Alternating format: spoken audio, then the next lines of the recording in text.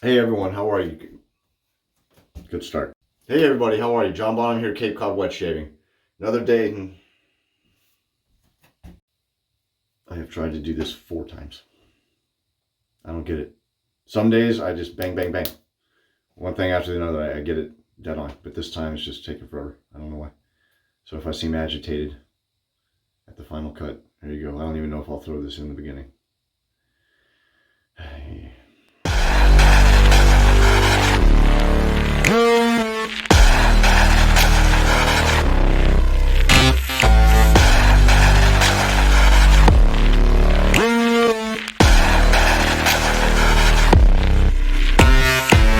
John Bonham here, Cape Cod Wet Shaving. I'm laughing because I just took a ridiculous amount of tries to get this started, but here we are. So I'm trying to laugh instead of be agitated because I was getting, Anyway, hope everyone's great today. For those of you new to my channel, I'm a goofball and I just do whatever. I don't do a lot of editing, all that stuff. But for those returning, thank you so much. Really appreciate it. Y'all keep this going, really. Because I do put a lot of stuff into this. I try to anyways. All right. Coffee of the day today. Starbucks Spring Day Blend. I like this one far better than the autumn one, which is very weird because I usually enjoy fall flavors and scents and all that. But this is a pretty good one. It smells really good. Dusted cocoa and dried fruit. I don't know about the cocoa, but I get the fruit. All right. So today's history shave was a request from Sean at MacDuff's Shaving. How are you doing, Sean? Appreciate the request, man. Sorry it took me so long to get to it. His last releases were Wild Rose Country, Crowsnest Pass, and Aspen Parklands. I think it's Aspen Parklands, which is his unscented. I like all 3 of them. I haven't tried Aspen Parklands, but I love his base. I like his soap. So undoubtedly it'll be good. But the other 2 I really like. So today I'll be using Crowsnest Pass, and today's history shave will be about the Frank Slide, which is the day that the Turtle Mountain fell down, as I put it in the description of the video.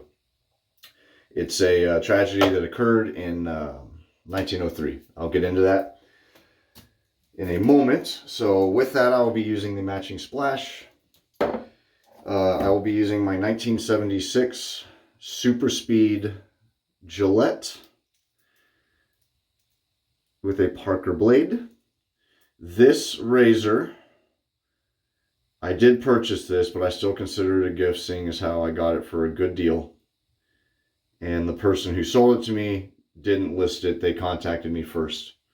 They wanted to stay anonymous. You know exactly who you are. Thank you from the bottom of my heart. I love this razor, man. This thing's awesome. So thank you very much. For the post, I will be using Vanilla Sandalwood Sterling Balm. I think that'll go pretty well with this. The scent notes of this soap are spice, citrus, bay leaf, vanilla, tobacco, leather, musk, cedar, and tree mosses. And this is a really good scent. Even for MacDuff's, it's a really, really good one. I think the vanilla, there's no sandalwood in it, but there is some woody notes in it, so I figured the vanilla sandalwood would go well with it. And I'll be using my Grand Slam Badger brush, along with my Winding Pine Pottery mug. Hello, Kira. Hope all is well.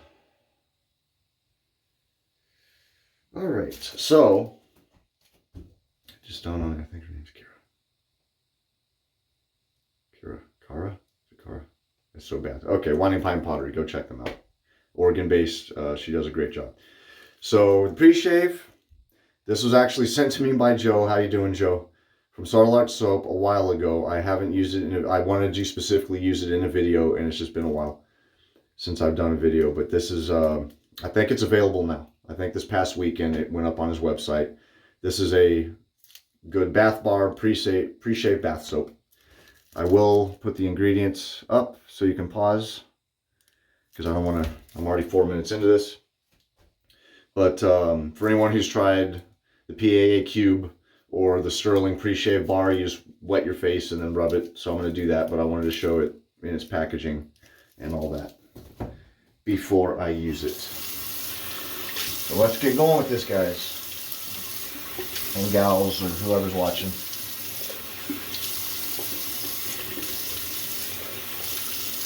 So for anyone who watched, I was on an episode of the Shave Migos. I stood in for Nikki. How you doing, guys? Thanks for the invite. That was a lot of fun. Getting to shave with mostly vintage head shaver, Ken. How you doing, Ken? He just recently subscribed to this, so I hope you like it, man. Because he said that he likes putting on YouTube, and he's doing stuff in the background, which is exactly what I do. I'll put on a YouTube documentary, and I'll literally put the phone in my back pocket, start raking leaves or something. So, very cool. Thanks for subscribing, dude. Really good shaving with you. You're an awesome guy. Where was I going with that?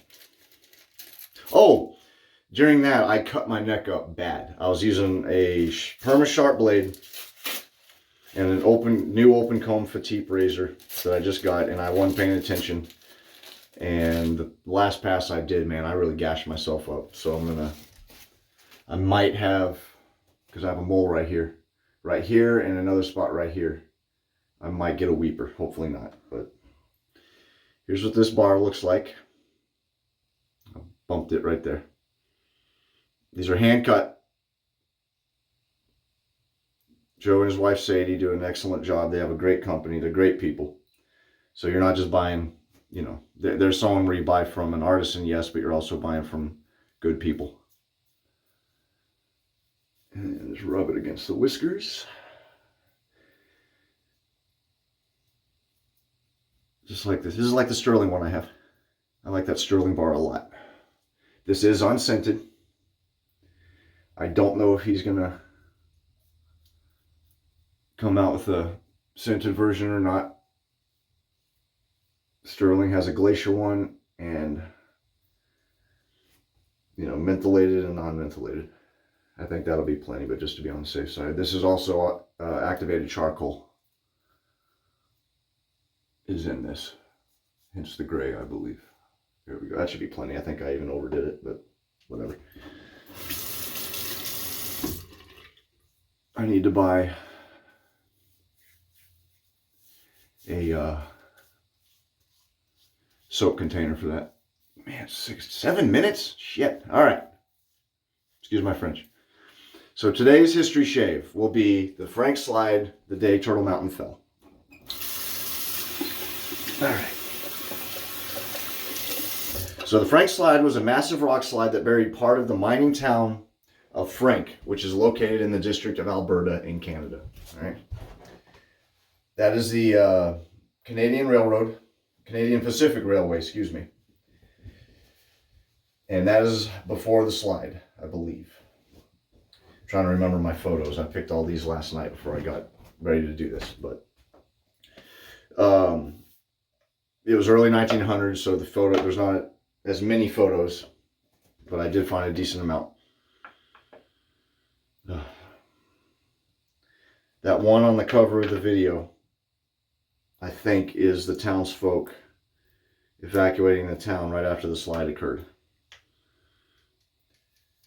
But this is a very sad tale, and there's a lot more to it, like most of my topics from my videos. So if you want to go look it up, go Google the Frank slide. It's really interesting.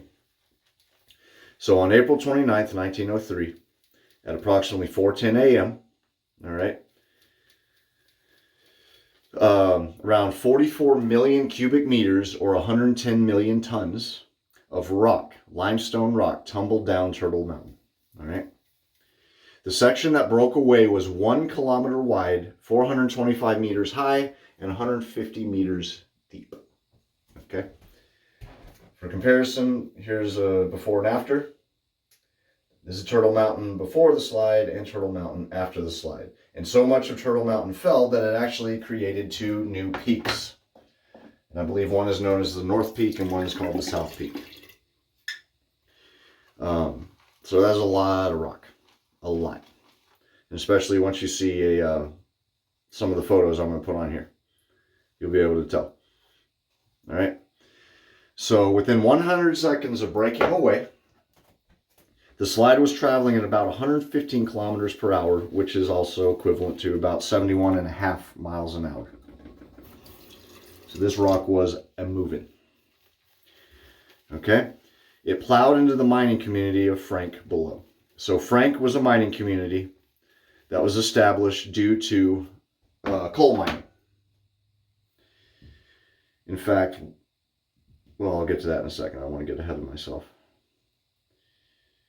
Man, so this, real quick, sorry, this Grand Slam Badger brush is one of the first brushes I got in wet shaving. I think it was like the third.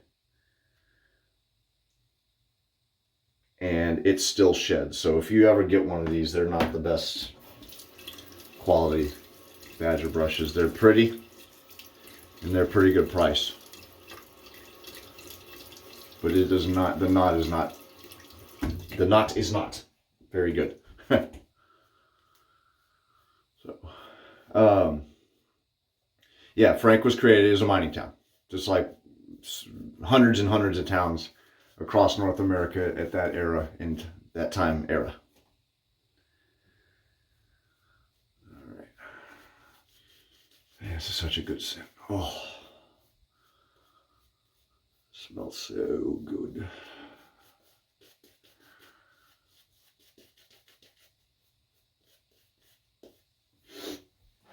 It smells so good.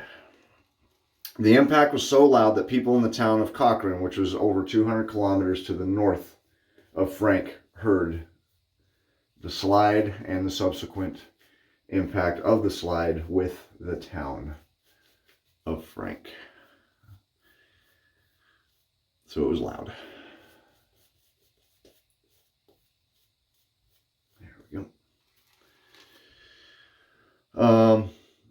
So the entire eastern edge of Frank was obliterated. All right, it was completely just wiped off the map, along with the Canadian Pacific Railway, and the coal mine itself was buried. Okay. There's a photo right after. I believe this was set up and taken the day of. And dare I say, I think that's dust and stuff in the air. So that's a pretty substantial photo of the Frank slide.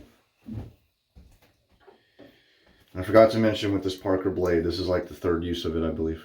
It's been on my magnet strip for a while, so hopefully I wanted a more comfortable broken in blade again because of what happened with the neck and all that. So between 70 and 90 people were killed. It remains the deadliest landslide in Canadian history and was the largest until the Hope Slide in 1965. The Hope Slide, I believe there were 4 deaths, excuse me. There were 4 deaths during the Hope Slide, but that's a tale for another day. After reading that, I had to go look it up.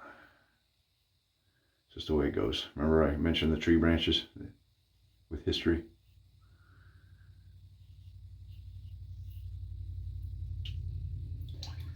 All right. The cause for the slide is still unknown. It could have been anything from an explosion to an earthquake. Now, I wrote this down and then moved on, and then I kept reading about it because it was fascinating to me.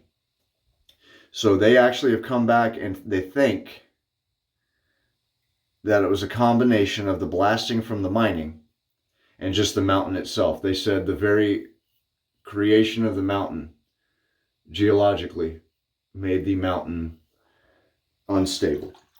Both the rock it was made out of, which was limestone, and what was being done with it, with the mining. Just a combination of factors, basically, is what they believe it was.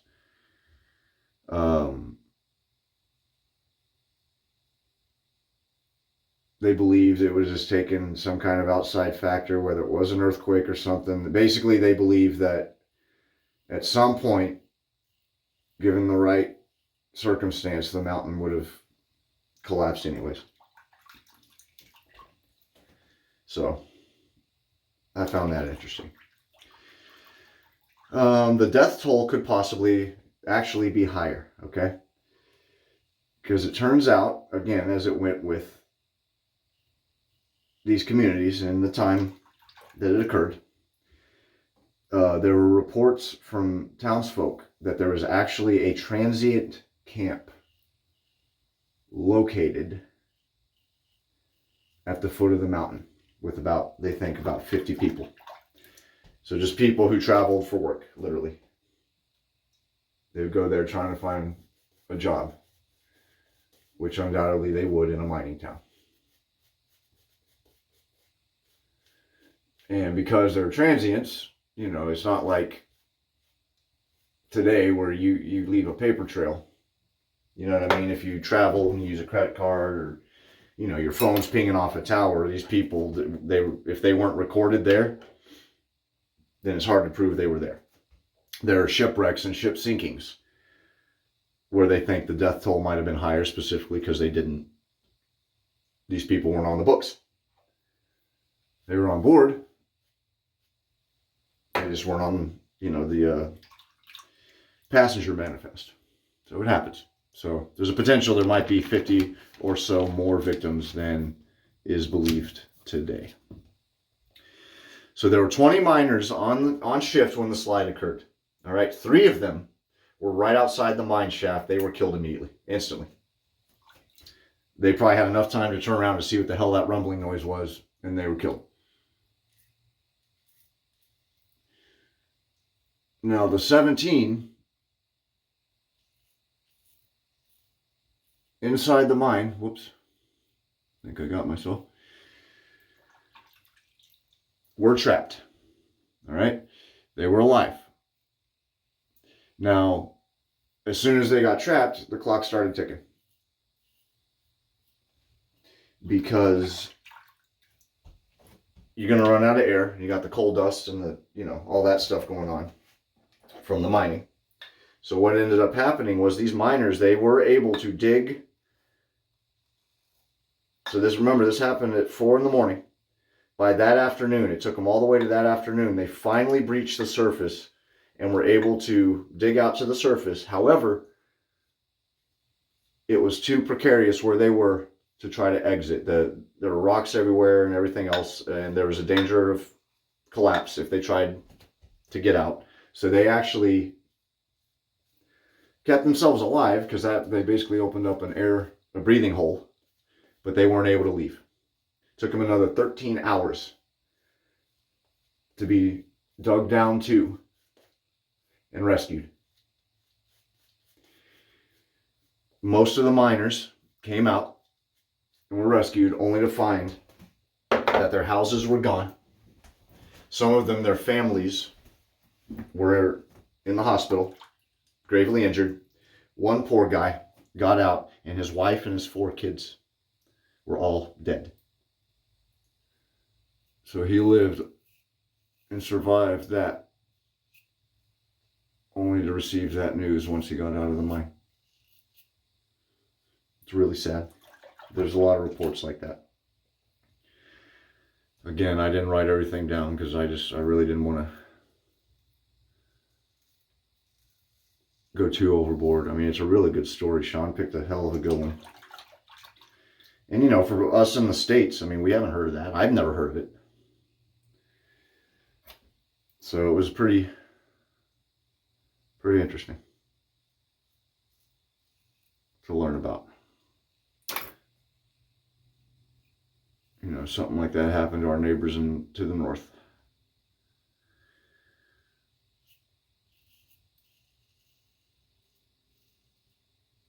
My sideburns have been a real pain in the ass. They keep getting them either crooked or I get them uneven. They're driving me nuts. All right. So it would take more than 13 hours there were 20 miners on shift when the slide occurred. The 3 that were outside were killed instantly. The 17 inside worked to dig out, reached the surface that afternoon. Okay. So it would take 13 more hours for them to be rescued, and they would emerge, I thought I said engage, only to find their houses gone. 1 miner lost his wife and 4 children. So I wanted to show that picture of them digging. The majority of the victims remain buried to this day. So if you go visit Frank's Slide today, you're technically looking at a big graveyard.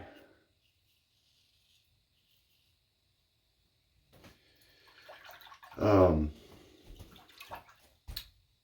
buried to this day. In 1923, during the construction of a new road near the town, the skeletons of 7 people were discovered.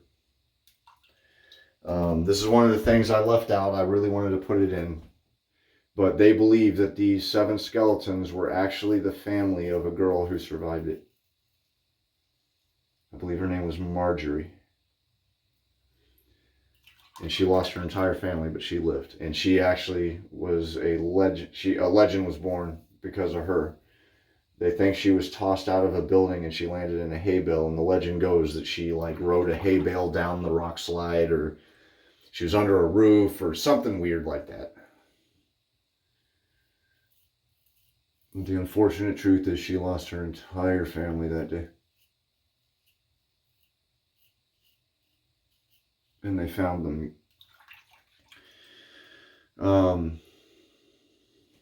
Did I put that? Yeah, there's a picture of that too. Not of the her family, but you can get a scope of how bad the wreckage was. This is just one part. So the railroad and the mine were reopened and in use within 3 weeks.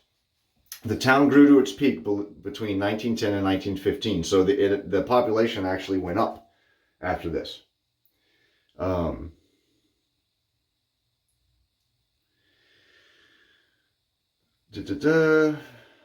Mining ceased in 1917, so the mine was closed.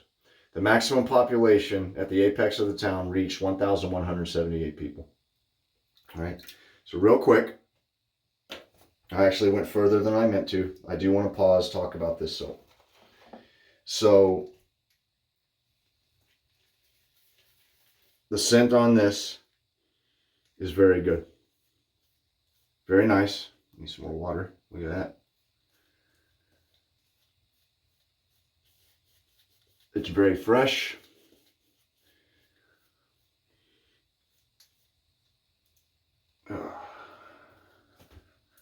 Not doing it justice here, am I? While getting out of frame. It's a very fresh scent. It's very, definitely outdoorsy.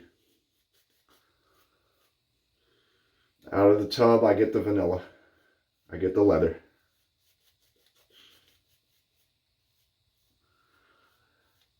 When you lather,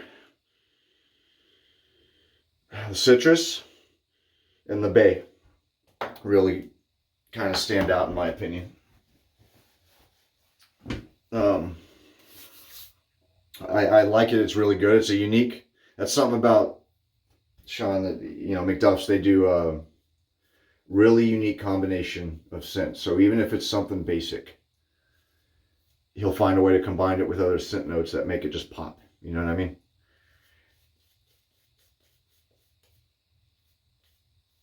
That's my opinion.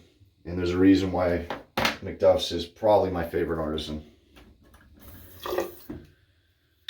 If I had to pick, I did a podcast with Soap Thing. How you doing, Ben? If you don't mind my saying so.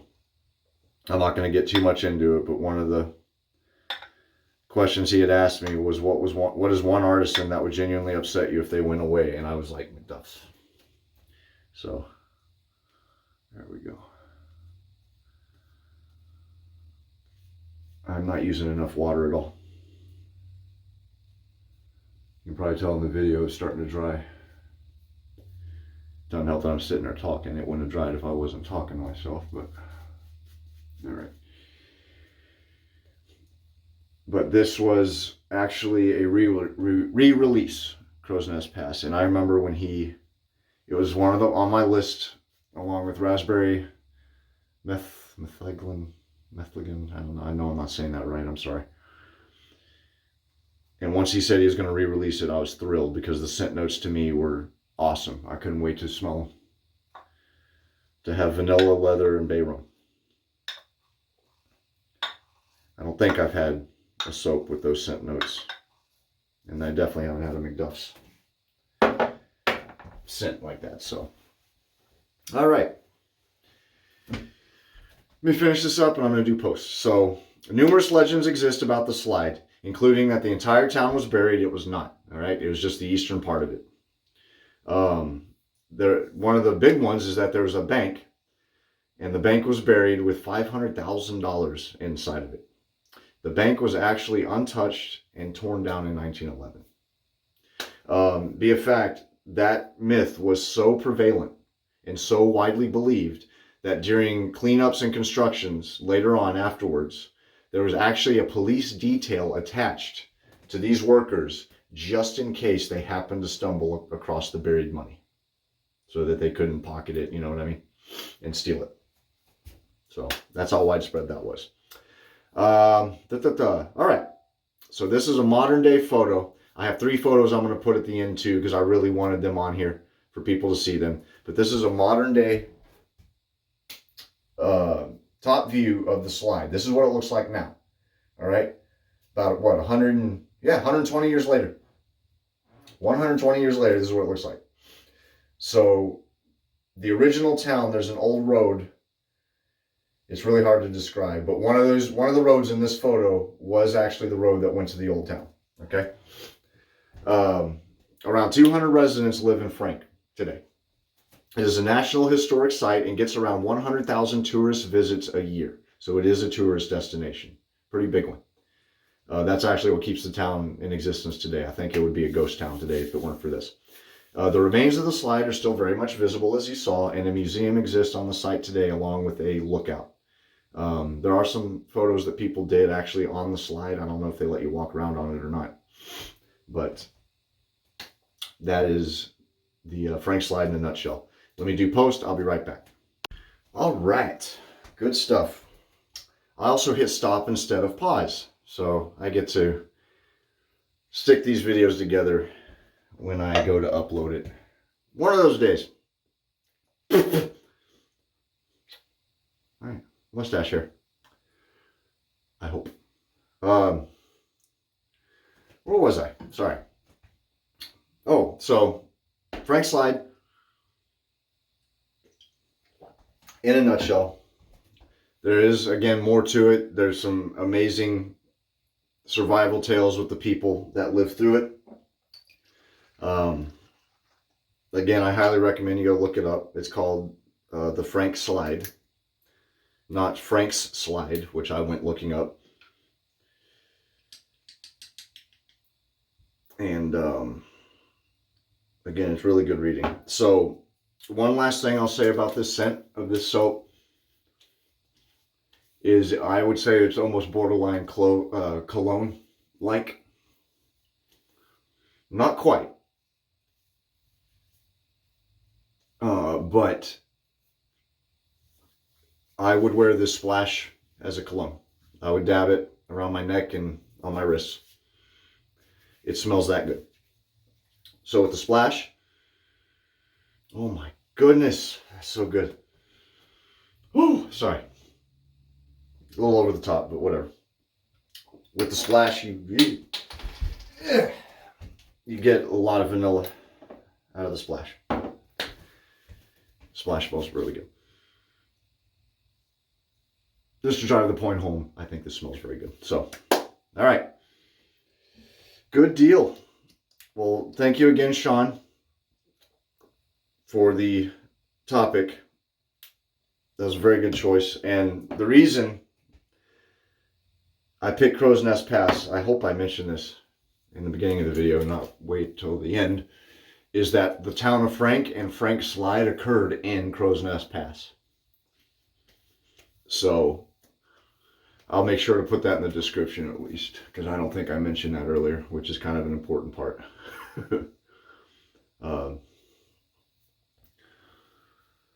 But if you like outdoorsy, almost cologne scents, this one is sweet, but not overly so, and has a definite outdoor feel to it. It's a very, very good scent. I'm glad as hell that he put this out again, because I really like it. I think this might have bumped. I'm going to have to reevaluate my MacDuff's top 5. I think that's what I'm going to have to do. Maybe, hell, did I do a top 5 for MacDuff's? I don't think I did. Yes, I did. I think I did. All right, I'll have to reevaluate. Anyway, sorry, I'm getting lost in my own thoughts here. So check it out. Yeah, Crowsnest Pass, very nice. Been out for a while, but I believe there's still some available from your favorite vendors. I think that'll just about do it. Thank you for watching, especially if you made it to the end. Like always, I really appreciate it. Can't stop smelling my hands. It smells so good. And couldn't do it without you guys. Well, I could, but it wouldn't be as fun. And it's a lot of work, and I do it because you guys appreciate it. So thanks again from the bottom of my heart. Really, really do appreciate it. And that'll do it. I will see you guys next shave. I have a request from, depending on if it gets here, I have a set on its way from Carlos, Shave On Gents. How you doing, Carlos? And then I have another request from Angelo from, Razor Company fame. So not sure which one will come next. It'll be one of those two. So thank you guys. Take care. Happy shaving. Be safe. Enjoy spring. And yeah, have fun. Take it easy.